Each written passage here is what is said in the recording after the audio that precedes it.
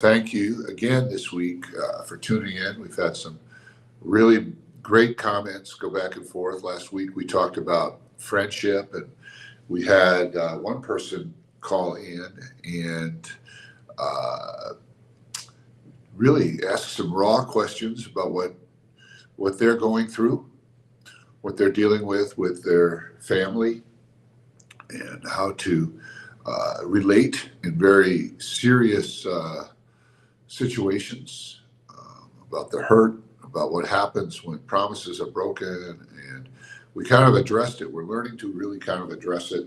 And I'm kind of purposing going forward as we develop more and more of an audience here to be real interactive live. This one will be pre recorded, uh, and we will send it out on some platforms live today, but we'll also air it on other platforms next week because I'm not going to be available for whatever reason. I'm trying to think ahead in my schedule to next week. I think I'll be fine next week, but the week after, I'm going to take my wife on our anniversary celebration. We'll be married 38 years.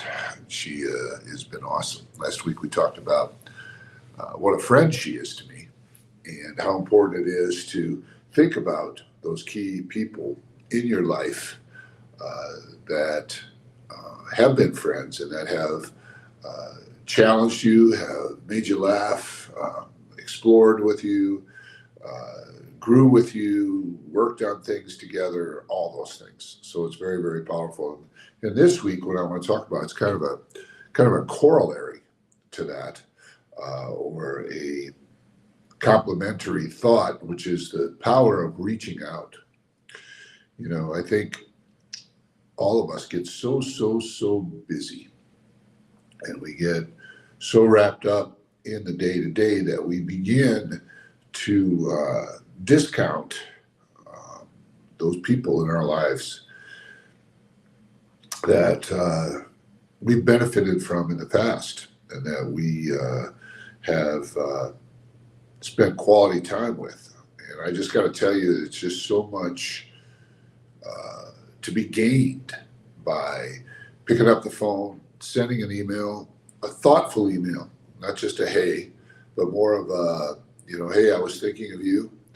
I just want to thank you for, and then just describe the time when that person blessed you. When I was a young guy, I had really good friends. And I remember they were more aware, I think, than I was of my financial situation and how, things, weren't going well for me financially, and how my parents were unable to really support me as I went off to college and different things. And so they really stepped up. They really stepped up. And one friend, I mean, we're talking 1977, just came over and lent me $2,000. Pay me back when you can. I know you need this money to go to college. I know your parents aren't able to give you any money to help you and support you with just the basics of what's going on. He was my age, but he really reached out. It was a very, very proactive reach out, and it really affected me in a powerful way. I my immediate family kind of got a little offended by it, that someone else would do maybe what they were supposed to do or should have done or should have had the opportunity to do. Well, they had the opportunity, they just decided not to do it. So I think about that to this day, and because of it, this friend is someone I think about a lot, and I'd like to reach out to him and I'd like to find him again. I don't know where he is, but just the idea that I'm talking about him today and thinking about him. I have another friend that during that time must have been obvious to everybody that I was in need of big help, because I got a job selling encyclopedias across the Midwest, and you had to travel to do that.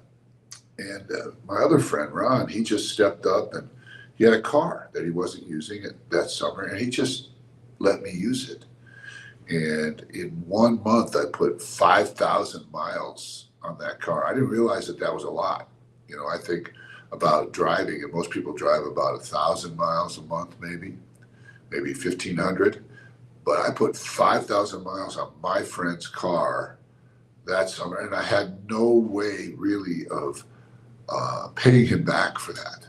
And I don't know if I gave him the car back worn out or what it was, but I traveled all through Montana, all through Wyoming, all through South and North Dakota and Minnesota, and I just was so, I think, ignorant of the reach out that these people were making.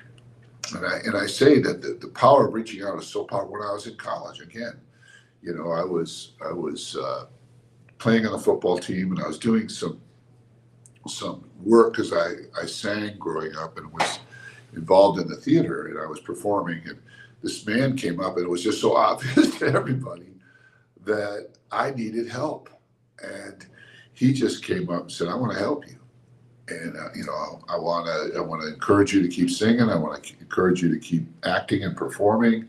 I want to encourage you in all these things." But he reached out and said, "Yes, you need help. I want to help you." And I think most of us, I can't tell you how much that changed my life, and how it was a support that I needed to finish college, to get through Yale University. If I didn't have people that were willing to look at my life, see value in it, and then reach out and offer support in some way. In this way, it was not just financial support, it was encouragement. It was letting me know that someone was there, and being a little transparent, but also being, trying to do your best, even when you're not resourced, even when you're not supported, allows for other people to reach out, And so I say to you, very important that when you see, someone, that is somebody you want to be involved with. I've got somebody here for room service. Thanks. Come back in a little bit, please.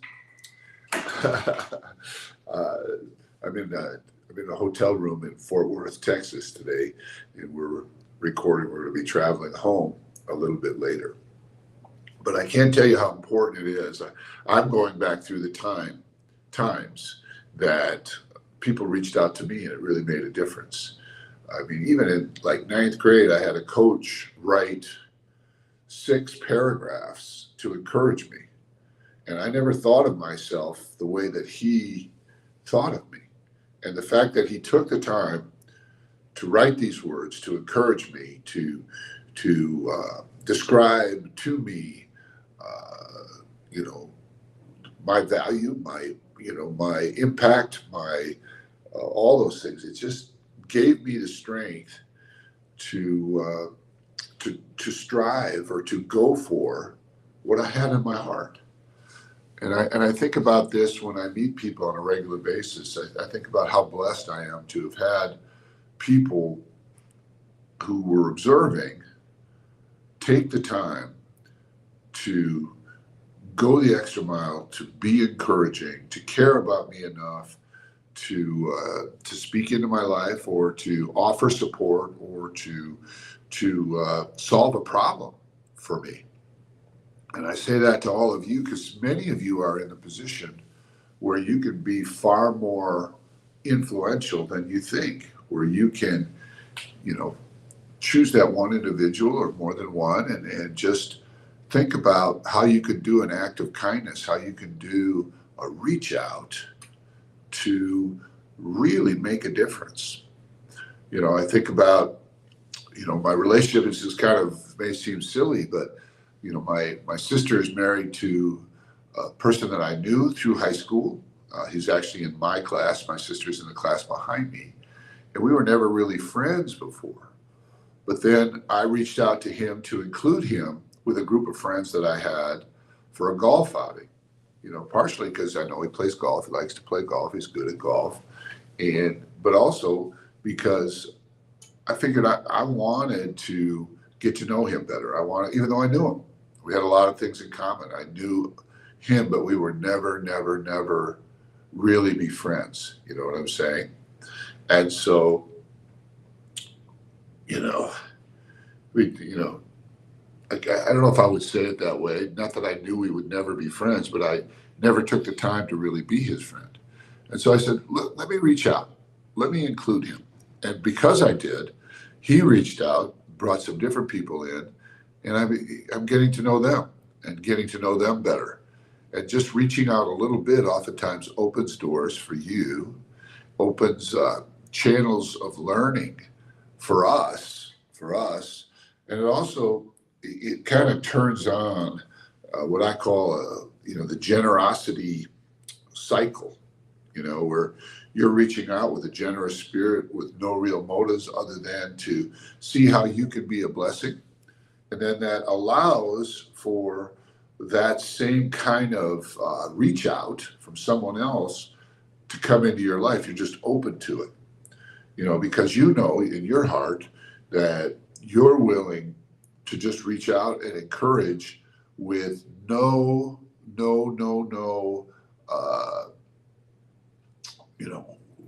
I guess, expectation of reciprocation. And so since you're doing that, then you're not,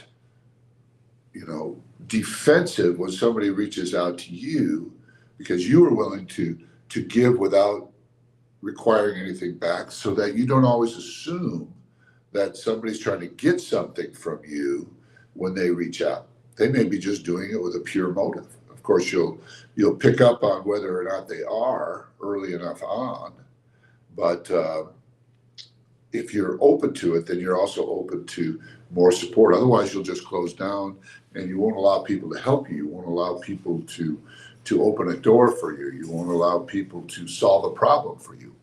And so you want to keep that generous reach out going at all times. So I think about it a lot. I go through memories, good memories sometimes, mostly good. And I think about, people that I haven't spoken to in a while. And I figure out a way that I could reach out, but not just like, hey, how you doing? But, hey, what's going on? How you feeling these days? And then I pray and I think about how I might be able to help, how I might be able to bring some value in that conversation and to that person. And in so doing, I don't do it for this reason, but in so doing, it allows me to allow, by the Spirit, really, that same type of reach out to occur for me. And I think back on my life and I think about many different people that just cared enough to pay attention, to jump in. They saw that I was floundering, and they just offered help, and they just stayed with it until I got on my own feet. And it has been beautiful throughout my life, and I'm forever grateful for it. I'm forever grateful for it. So today, I'm going to think about who I can reach out to, who I can support, who I can be a problem solver for. I mean, right now I'm working in Cuba, and I send monthly financial support down to them. And I'm so blessed to watch them, with that financial problem solved, turn that around and pay that forward. They're feeding thousands of people with that money. They are amazingly productive. Their lives are enhanced. They can do far more. Where the whole nation is shut down, people don't have food, they don't have fuel, they don't have even the basics of medicine. And the fact that I'm reaching out and doing it on purpose with no expectation of reciprocation just frees them up. I want to know what they're doing, because I want to continue to raise that support so I can continue to solve that problem. But I don't want to tell them what to do. I just want to be in their corner. I just want to watch what God's going to do with them when they're supported. because somebody reached out. So reach out today. Think about who you want to bless today, and do it with an attitude of not expecting any reciprocation. Just do it because you know that it's going to bless that person. You know, you might even change the trajectory of somebody's life for the better. And then just watch as people start to see that generosity in you. Thanks for tuning in to Morning Motivations. We had some amazing comments last week. We tried to respond. We're learning how to respond. So please ask your questions and make your comments. You know, this is kind of a transparent platform, venue kind of thing. So, it's always interesting to me to see what people ask, to see what people are thinking about. So feel free, try to be civil and try to, do it for the right reasons. If you're asking a question, ask a question you want an answer to. If you're making a comment, try to be uplifting as much as possible. And we'll get back to you. We'll engage. It's awesome. Thanks again for tuning in. Morning Motivations with Dan Stratton.